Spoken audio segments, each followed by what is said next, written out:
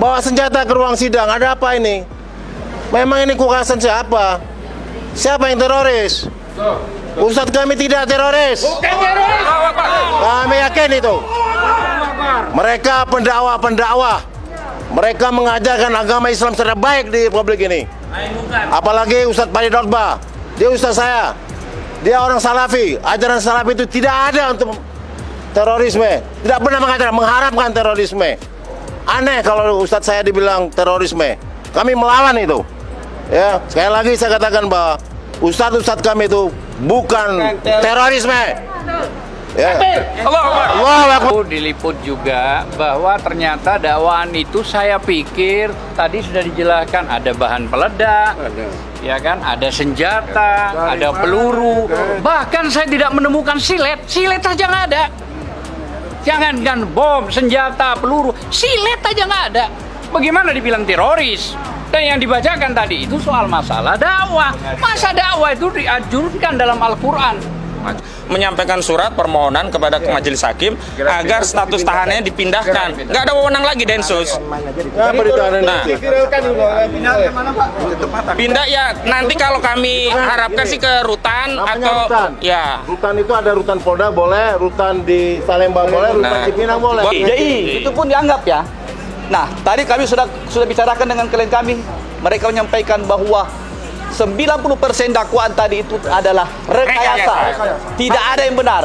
Beliau semua menyampaikan siapa yang pernah melihat bahwa beliau adalah seorang JI. Siapa orang yang pernah dianggap dia panggil untuk masuk JI? Tidak pernah sama sekali. Tidak pernah sama sekali. Nanti kami akan hadirkan semua saksi-saksi. Insya Allah.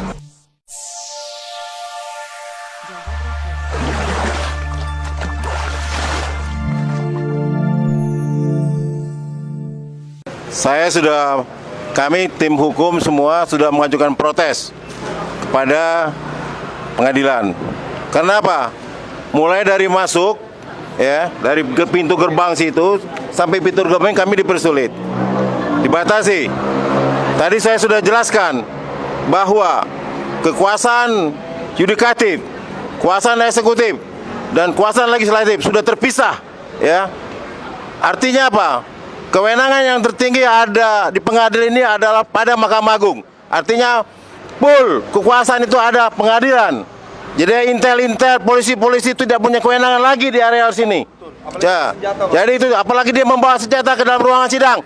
Itu tidak dapat dibenarkan. Kami mohon itu. Kekuasaan ini penuh pada pengadilan, yang mana notabene-nya adalah puncak kuasanya ada pada Mahkamah Agung. Mahkamah Agung tidak boleh diintervensi kuasa eksekutif. Ingat itu. Ini udah konstitusi kita. Semenjak amandemen Undang-Undang 45 sudah mempunyai kekuasaan mutlak yudikatif itu ada pada Mahkamah Agung. Ya, tidak pada eksekutif, tidak pada legislatif. Artinya apa? Kita harus ditegaskan. Konstitusi Republik ini harus dijalankan sebenar-benarnya. Tidak boleh kita Mahkamah Agung diintervensi. Tidak boleh kuasa Mahkamah Agung diintervensi oleh eksekutif. Ingat itu. Kami mohon itu pada pengadilan ini. Mereka boleh kok kita masuk, orang-orang petugas pengadilan boleh. Tapi intel ini nggak boleh, petugas nggak boleh. Apa urusannya? Bawa senjata ke ruang sidang, ada apa ini? Memang ini kekerasan siapa? Siapa yang teroris? Ustadz kami tidak teroris. Kami yakin itu.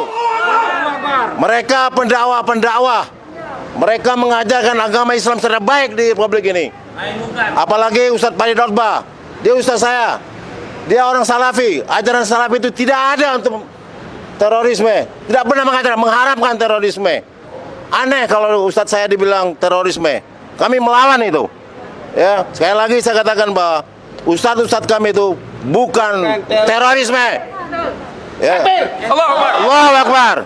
Pak, itu hashtagnya trending, Pak. Sekarang hari ini. Apa itu? Hashtag Ustadz kami bukan teroris. Sip, mantap.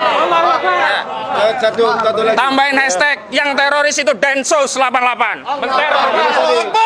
Kami punya bukti bahwa tim sus Merah Putih lah yang merekayasa kasus ini. Ingat itu. Ya. Dan itu sudah dibatalkan oleh Kapolri tim sus Merah Putih itu. Ya. Artinya apa? Dibubarkan. Kalau sudah dibatalkan, proses penyelidikan yang dilakukan tim sus Merah Putih itu batal. Semua dihukum. Dan kami sudah protes ketika para terdakwa Ustadz kami datang ke ruang sidang dengan baju tahanan, baju yang seragam tahanan. Itu tidak boleh.